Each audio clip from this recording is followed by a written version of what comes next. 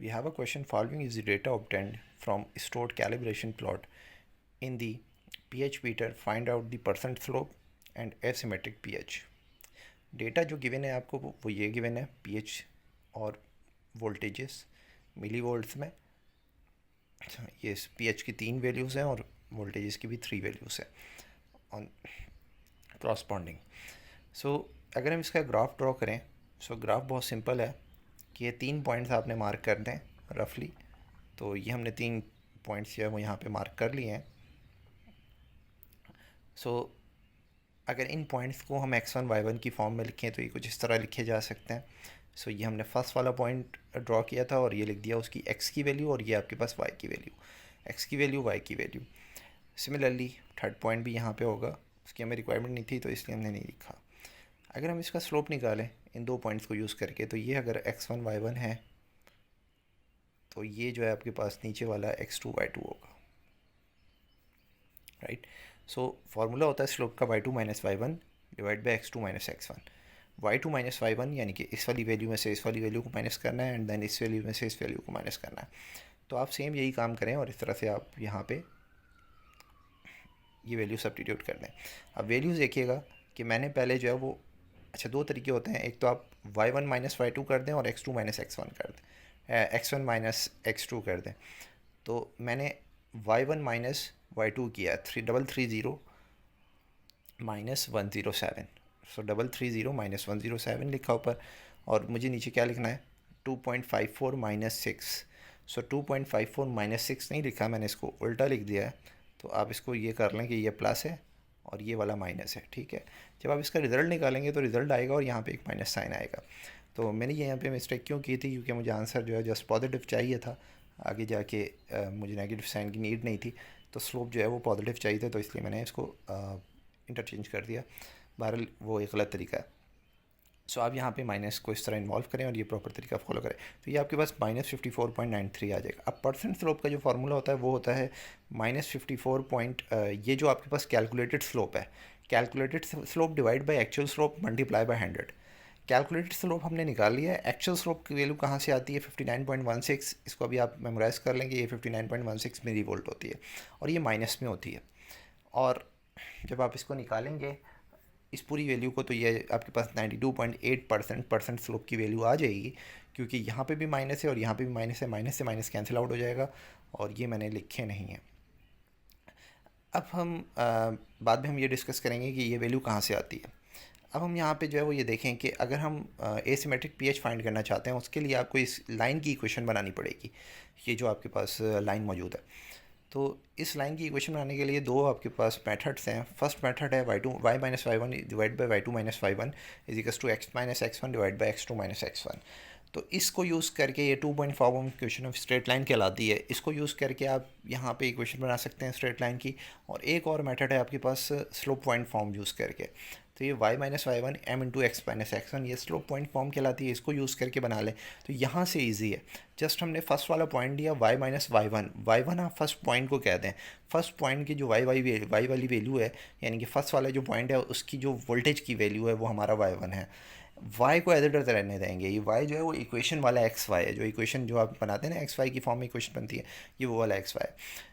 Similarly m आपके पास slope है जो हमने निकाला, क्योंकि हमने माइनस में निकाला, एक्चुअल वैल्यू माइनस में, तो इसलिए मैंने यहाँ पे माइनस में पुट किया. And then x minus x1 की वो वैल्यू जो 330 के क्रॉसपॉन्डिंग पीएच की वैल्यू थी वो हमने यहाँ पे सब्स्टिट्यूट कर दी. अब आप इसको थोड़ा सा सेट कर लें तो ये फाइनली आपके पास कुछ इस तरह से इक्वेशन सामने आ जाएगी.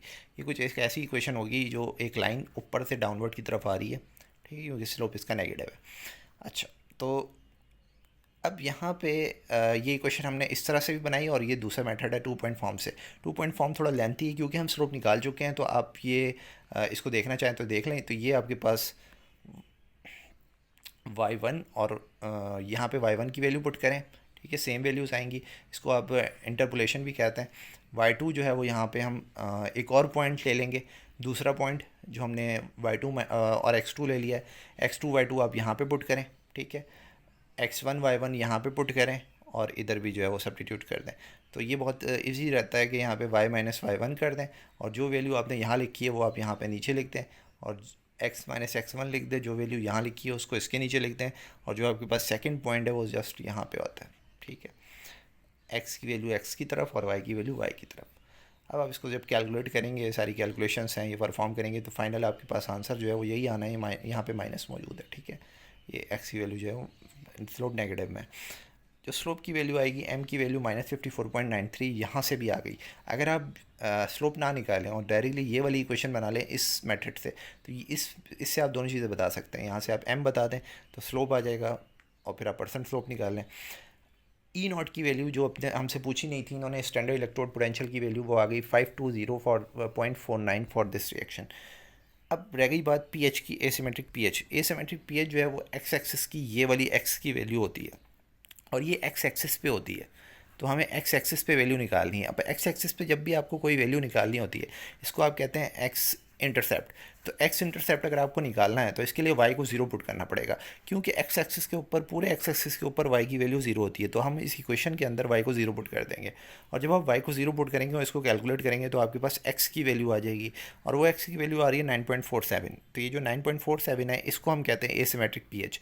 तो जब आप ग्राफ को देखेंगे तो ग्राफ के अंदर एसिमेट्रिक पीएच वो होती है जहाँ पे ये ग्राफ जो है वो एक्स एक्सिस को टच कर रहा होता है, और ये वैल्यू राउंड अबाउट 7 होती है, तो यहाँ पे थोड़ी ज़्यादा आ रही है, 7 के को अप्रोच करती है ये।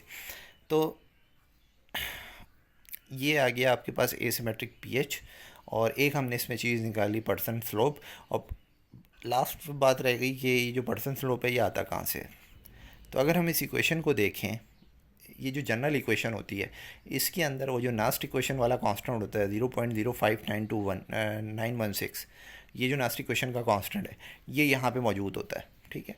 जब आप इस इक्वेशन को ड्राइव करते हैं, इस इक्वेशन की हम डेरिवेशन भी देख लेंगे, जब आप इस इक्वेशन को ड्राइव करते हैं तो यहाँ पे इस m की जगह पे ये नास्ट इक्वेशन का कांस्टेंट लिखा हुआ होता है, और इस कांस्टेंट की वैल्यू जो होती है ये एक्चुअली ये वोल्टेजेस होते हैं, और ये वोल्टेजेस वोल्ट में होते हैं। अगर हमें इसको मिली वोल्ट में लिखना है तो ये डेसिमल पॉइंट जो है वो 3 डेसिमल प्लेस जो है वो आपको राइट पे शिफ्ट करना पड़ेगा, तो ये क्या बन जाएगी 59.16।